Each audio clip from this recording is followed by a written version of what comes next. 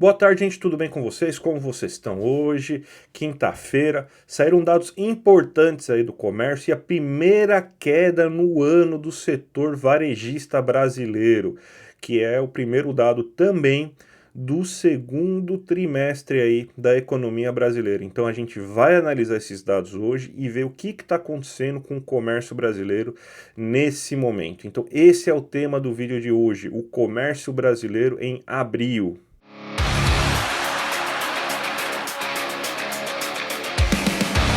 Bem, gente, antes de tudo, eu gostaria de pedir para vocês se inscreverem aqui no canal, para vocês não perderem nenhum conteúdo, sempre aí de terça a sexta-feira, conteúdo novo, falando de economia brasileira, falando de economia internacional, de temas específicos de economia, sempre trazendo algum assunto quente aí para você não perder mais aquela entrevista lá com seu tio do Zap, para você não ficar mais perdido na hora dele falar aquela fake news, você saber rebater.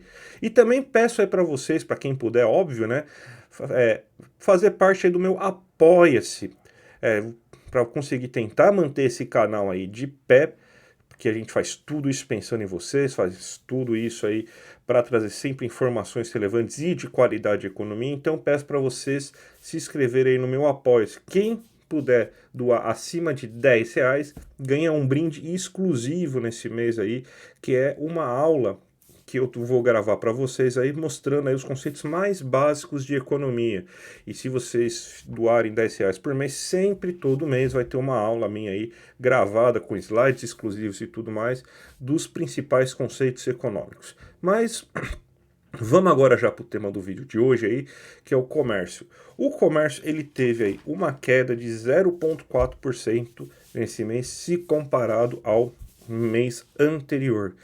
Mas existem algumas métricas importantes, porque parece que o comércio está muito ruim, mas se a gente comparar com o que estava o comércio no mês anterior, a gente vê, no mês anterior não, no ano anterior, a gente vê aí que o comércio está até que caminhando bem, porque ele teve uma alta de 4,8% em relação ao mesmo período do ano anterior, ou seja, em relação a abril de 2024, e você teve também uma aceleração em 12 meses, chegando agora em 3,4%, nos 12 meses. O que a gente tem, então, nesse momento? Abril é sempre o mês mais complicado para o comércio, não tem grandes datas.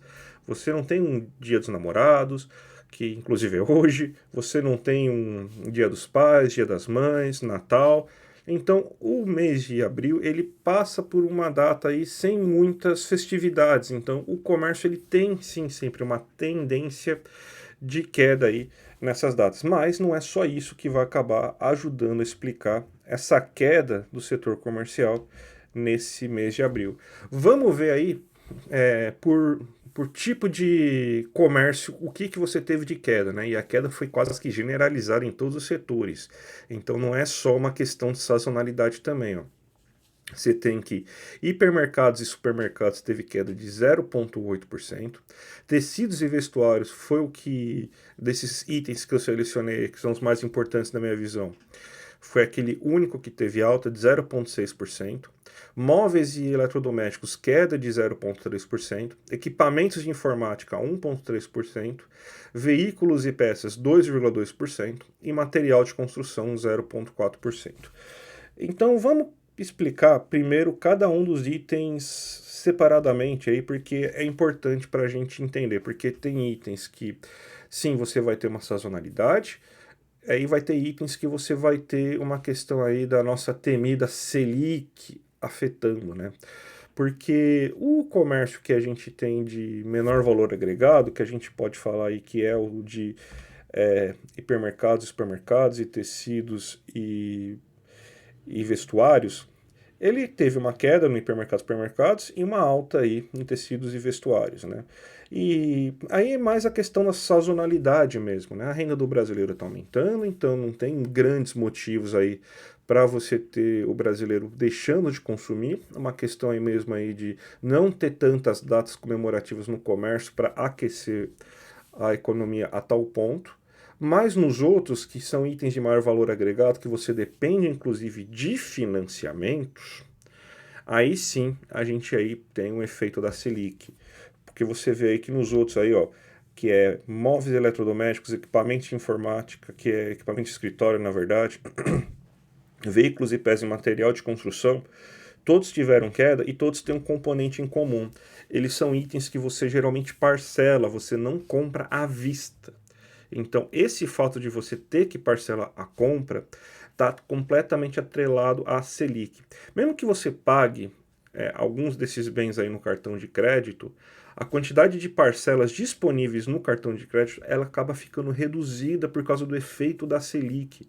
A Selic tão elevada, você não parcela mais agora, não libera mais a loja que você está comprando, parcelar aquele item em 10 vezes, ele está liberando em 5, 4 vezes, então já dificulta o tamanho da parcela já dificulta na renda do brasileiro, então ele acaba deixando de comprar. Isso é muito comum, por exemplo, quando a gente está falando de eletrodomésticos, alguns eletrodomésticos, não todos, quando a gente está falando de equipamentos de escritório, aí, que a gente está falando de um celular, de um notebook, de uma impressora, e de material de construção.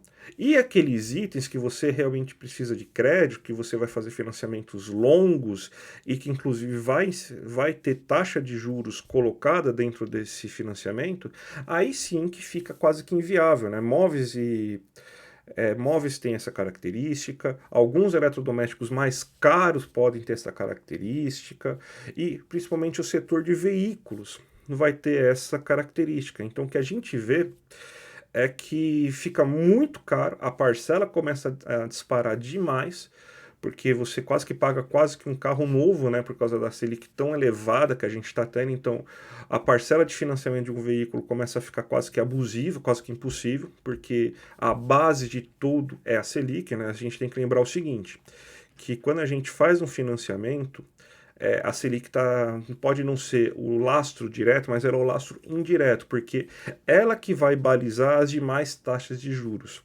Se a Selic está quase a 15, que nem é o caso de hoje, você não vai ter uma taxa de mercado para financiamento de um carro, financiamento de uma geladeira, financiamento de uma televisão ou financiamento de um sofá, que vai ser menos do que 15.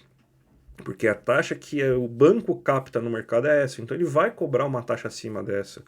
Vamos ser bonzinho e falar que seja 20, 25%? Claro, vai ser muito mais, tá, gente? Só para vocês verem o tamanho do buraco. Então é essa a taxa anual de juros que eles vão acabar cobrando desses financiamentos. Então, por isso que fica cada vez mais caro e cada vez mais difícil o acesso a esse crédito. Então, de um lado, você tem que acaba parcelando em menos vezes esses materiais, materiais que você não são tão caros, mas você tem que parcelar porque pagar R$ 1.000, R$ 2.000 à vista não é para pouco, não é para ninguém, né? É para poucas pessoas que conseguem isso. E um carro, uma geladeira que tem valores mais elevados, né? Que a gente está falando aí, um carro custa 80 mil, né? Aí você sim precisa de parcelas, você precisa de parcelas de longuíssimo, não longuíssimo prazo não, perdão, mas de longo prazo pelo menos, né? Você vai parcelar um carro em 5 anos, por exemplo, até mais do que isso. Então, fica cada vez mais difícil. Então, a Selic afeta justamente esse tipo aí de comércio. Então, a gente tem sim, fazendo agora um grande resumo do que a gente falou agora. O comércio caiu esse mês, mas ele teve uma situação melhor se a gente comparar com o mesmo período do ano anterior, cresceu 4,8% em relação ao mesmo período do ano anterior, mas você tem situações distintas, né? Porque parte disso é sazonal, porque abril não tem grandes festividades para comemorar, você não tem o Dia das Mães, o Dia dos Pais, nem nada disso.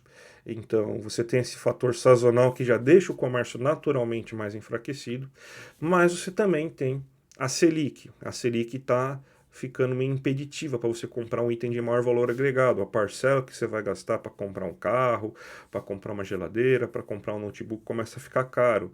Então, ao mesmo tempo, você tem que o cartão de crédito não vai conseguir financiar tantas vezes sem juros, ele vai, em vez de 10, vai ser, sei lá, 4, 5.